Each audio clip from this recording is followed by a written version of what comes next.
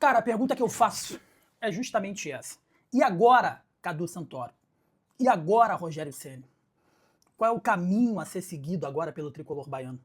O que vai ter que ser feito aí pelo Bahia para que as coisas possam mudar? Uma coisa é certa, meus amigos. Uma coisa é certa. Rogério Ceni, nesse momento, não cai.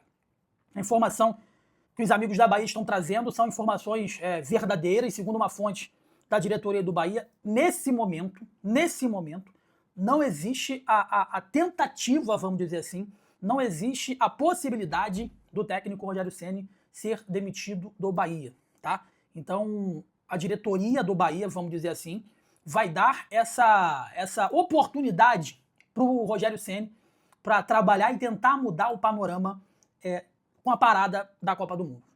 Eu faria completamente diferente.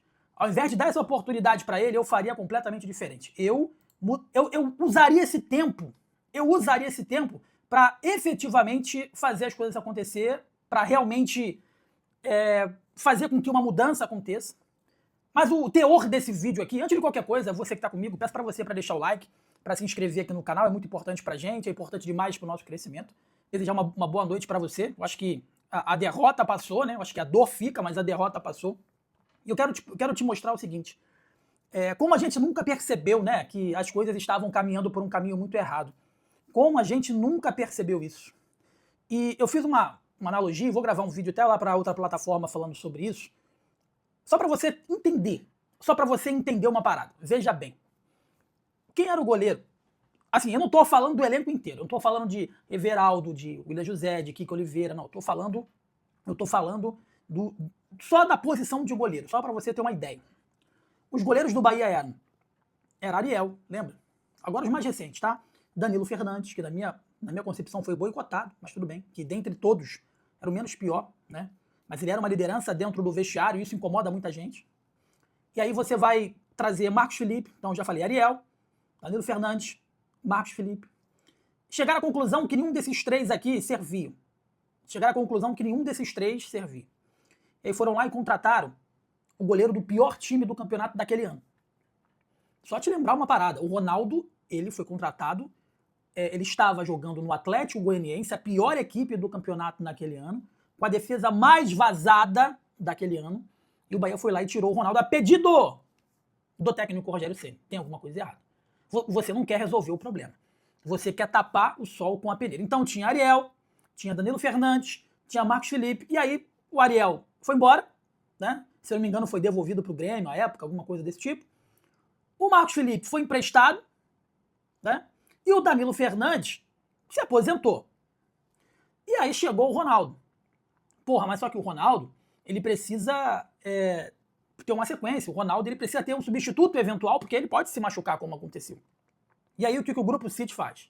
O que a diretoria faz? O que o Rogério Ceni faz? Ao invés de ir na base ali, ou trazer um goleiro para disputar a posição, trouxe um goleiro que, nitidamente, e segundo algumas informações de pessoas, como eu posso dizer, de dentro do Santos, amigos que trabalham ali na comunicação, o João Paulo já veio para Salvador ruim fisicamente. Eu não vou falar nem contundido, mas ruim fisicamente. E o que me passaram era de que, olha só, ele já chegou lá com problema físico. E quem recebeu já sabia disso. E aí eu perguntei, é problema físico, como eu posso dizer, de contusão? Cara, ele tem muita tem um nome que dá, gente, pré-disponibilidade, alguma coisa dessa, de ter contusão, porque ele fisicamente ele não consegue ficar em condições. Então, o que ocasiona as sucessivas lesões no João Paulo, segundo o que me passaram, é justamente o fato dele ter predisposição, essa é a palavra, né? Predisposição a se machucar. Aliás, o que faz com que ele tenha essa sequência de contusão é a condição física dele. O que faz ele ter essa predisposição a se contundir facilmente é porque ele não consegue ficar bem fisicamente. Isso acaba ocasionando contusão. E aí, beleza, o goleiro Ronaldo se machucou. Entra o João Paulo, esse que eu tô falando aqui, que não conseguiu ficar em um ano, quase um ano e meio, 90%, 80% fisicamente. E agora faz o quê? Bota o João Paulo, toma-lhe uma porrada. E aí você vê a inoperância, a falta de planejamento e o amadorismo quando eles olham pro João Paulo e falam, cara, não tem como a gente seguir no campeonato com o João Paulo. Não tem como. Aí o que eles fizeram, meus amigos? Vamos correr desesperadamente. Vamos correr desesperadamente porque a gente vai precisar de um novo goleiro. E aí você acha que ele foi no Neuer, que ele foi no goleiro foda pra chegar e pra resolver o problema? Lembra quando eu falei que eles foram no pior goleiro do campeonato daquele ano? Eles foram no pior goleiro do campeonato deste ano, que é a Chapecoense. Que chegou bem, chegou fazendo boas defesas, ao contrário do próprio Ronaldo, que chegou muito mal, o goleiro Léo Vieira chegou muito bem, mas nitidamente não é o goleiro para ser titular de um projeto tão grandioso como esse do Bahia, pô. Não é, esquece, não é. Ele não é esse goleiro. E agora, Cadu Santoro? É o que eu botei na capa do título agora. A responsabilidade cai sempre no goleiro, evidentemente, que é o cara que tá errando. Cai sempre, a derrota cai nas costas do técnico Rogério Ceni, que é o cara que senta a bunda lá na coletiva para poder dar explicações. Mas o Cadu Santoro não aparece. Quando o Cadu Santoro apareceu, ele apareceu fazendo o quê? Dando entrevista para canal de YouTube. Que em nenhum momento, com todo respeito aos amigos, eu sei que vocês foram atacados aí por um bando de idiotas, né? E ó, só mandar um recado aqui pra uma galera. Ó, espetacular musiquinha, hein? Que musiquinha legal. Que musiquinha maneira, hein? Admirar vindo de quem é. Admirar. É do presidente, que deveria, né, assegurar a todos os associados o direito de trabalhar. Mas enfim, ó, gostei da música, hein? Pode patentear. Pode patentear. E aí, meus amigos, o Cadu Santoro não se pronuncia, não dá ele tem que dar entrevista. Porque o Rogério Ceni não vai expor. Dá até pena do Rogério Ceni. O Rogério Ceni sentou ontem lá na coletiva e fez assim, ó, eu não sei mais o que fazer, pelo amor de Deus, me tira daqui. Eles não querem me mandar. Parece que ele tá preso dentro da caverna do dragão, aquele desenho, que ele não consegue sair. E por mais que ele fala que a multa não segura, claro, ele não vai jogar 2, 3, 4 milhões lá no lixo, gente. Não vai jogar. Não vai jogar. Então, assim, ó, os jogadores já foram cobrados, vaiados, expostos. A torcida já foi no condomínio do técnico Rogério Ceni. Eu acho isso uma grande besteira, tá? Não pode confundir o pessoal com o profissional, a não ser que o pessoal esteja atrapalhando no profissional. Como assim, Jonas? Em que aspecto? No aspecto de que você sai à noite, chega bêbado para poder treinar e não consegue jogar e faz besteira. Né? Aí o seu pessoal tá atrapalhando no profissional. Fora isso, eu não concordo com essa parada de ter que ir na casa do cara. Não acho maneiro, não. Mas foi cobrado. E o Cadu Santoro, ele foi cobrado em qual momento? Em qual momento? Muito pelo contrário. Quando ele se faz presente lá nas coletivas, ninguém bota um microfone na boca dele para perguntar, cara, vai vir reforços? Vai chegar reforços? E aí eu adquiri informações, que vai ser tema do vídeo de amanhã de manhã, inclusive, deixa o seu like aqui, já fica ligado que amanhã de manhã, já ativa o sininho, porque amanhã de manhã tem informação importante, de que mais uma vez agora o Rogério Ceni bateu na mesa e pediu 4 reforços. Eu só posso mudar o elenco de patamar se eu tiver, no mínimo, 4 reforços. E aí, meus amigos, ele joga a responsabilidade toda pro Cadu Santoro, ele joga a responsabilidade toda pro Grupo City. E a pergunta que eu te faço é a seguinte, e aí, Cadu Santoro, e agora? O que fazer? O que fazer para não deixar o barco afundar? Porque demitir você não vai, se demitir você também não vai, né?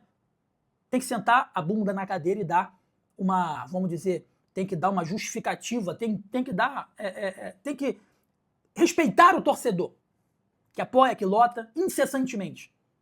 Você precisa vir a público para falar, gente, olha só, a gente sabe, porque o que o Rogério Ceni vai falar a gente já sabe, o que os jogadores vão falar a gente já sabe. A gente quer saber de você, o Santoro, tem ou não tem dinheiro? Tem ou não tem dinheiro para poder investir?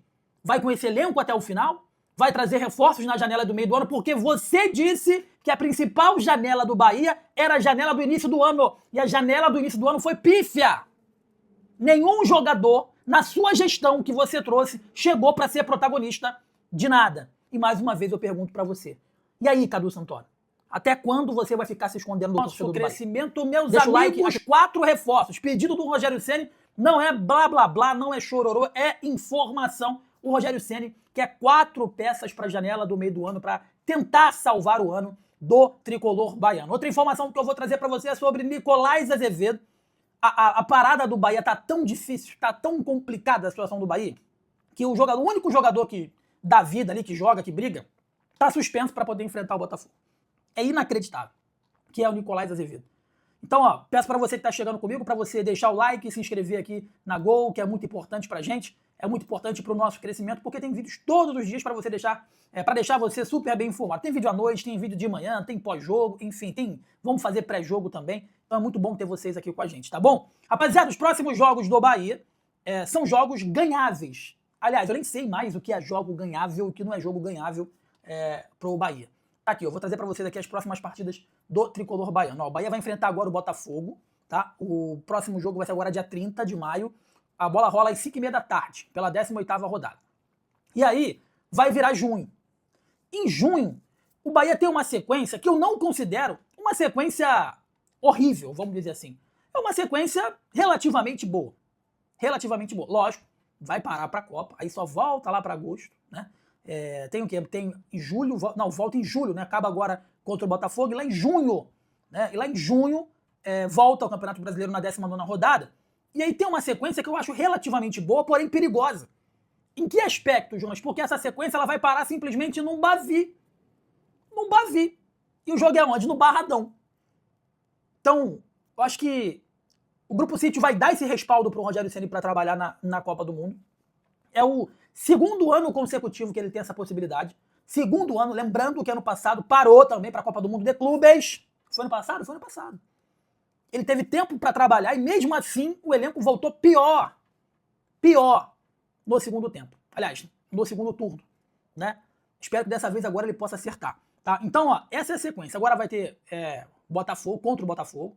A possibilidade que o Bahia tem de parar aí para a Copa do Mundo, né? Vencendo, sem tomar sustos, subindo na tabela. O Botafogo não tá fazendo um bom campeonato. Então é um jogo para 3 pontos. É um jogo para 3 pontos, tá? E aí, voltando, aí tem uma sequência. Aí pega o Atlético Mineiro fora, pega o Corinthians em casa, o Fluminense no Maracanã, estaremos lá dia 29 de julho, tá bom? Depois pega o Vasco da Gama em casa, Chapecoense fora, e aí o Bavi é dia 23 de agosto. Teremos Bavi no dia 23 de agosto, pela 24ª rodada do Campeonato Brasileiro. Então, ó, olha os times que o Bahia vai enfrentar assim que voltar. Chapecoense, lanterna. Vasco, é lanterna e jogando em Chapecó. Será que o Bahia vai ressuscitar a Chapecoense? Eu não duvido, não. Aí na Fonte Nova pega o Vasco, né? Pega o Fluminense no Maracanã, pega o Corinthians na Fonte Nova e volta a dar a Copa do Mundo enfrentando em julho a equipe do Atlético Mineiro lá na Arena MRV. Então esse é o caminho aí do Bahia, pelo menos até o próximo Bavi, que eu acho que essa vai ser a gordura que o Rogério Ceni vai ter para tentar mostrar pro grupo que esse Bahia não vai brigar para fugir do rebaixamento. Porque eu acho um absurdo esse time do Bahia ele brigar para chegar aos 45 pontos, mas tá caminhando para isso, né? Tá caminhando para isso. Pro torcedor ficar, graças a Deus que nós conseguimos aí os 45 pontos, né? Graças a Deus. Mas para chegar nisso, para voltar, vamos dizer assim, da data FIFA com bom resultado, o Rogério Ceni já botou na ponta do lápis e já decretou que precisa de 4 reforços. A gente está apurando para tentar entender quais são as posições mais carentes, mas a gente olhando esse elenco, a gente consegue ter uma noção disso, de quais são as posições que efetivamente o Bahia tá precisando, né? Vamos lá, o goleiro tá precisando? Cara, se for olhar mesmo, né? Tá precisando de 11. Concorda comigo? 15 para botar 5 no banco, porque o banco é fraco. Então, se você for olhar mesmo o que tá faltando para esse Bahia, né? Tá faltando goleiro? Tá faltando goleiro. Lateral direito? Será que o Roman Gomes volta a ser o que ele foi na Argentina? Né? Meio campo? Eu acho que meio campo, se o Alexandre voltar a jogar bola, o Jean Lucas ele voltar a jogar bola, o Azevedo é um bom, falta um jogador de meio campo. Agora, não dá para contar com a Ademir pela direita, já dá para ver que o Kiko Oliveira não vai ser um jogador que vai ser protagonista. Precisa de um outro camisa 9, devolve o Everaldo, sabe? E o que eu sempre bato na tecla é que esse Bahia ele precisa de jogadores cascudos, não digo de 80 anos, um Dante da vida, mas precisa de gente cascuda, de gente acostumada a jogar, que cobre. Por isso que eu falei, vai atrás do Veiga, vai atrás do Alexander Barbosa. São caras acostumados a vencer, que não se contentam com pouco. Então, meus amigos, Rogério Ceni pediu, na segunda janela do ano, que é agora do meio do ano, 4 reforços, a gente está apurando para saber quais são essas posições, mas ele bateu na mesa, né, modo de falar, e falou o seguinte, beleza, se vocês querem uma mudança, é preciso fazer uma reformulação, eu preciso de no mínimo 4 reforços para posições cruciais para que nós possamos melhorar o nosso plantel.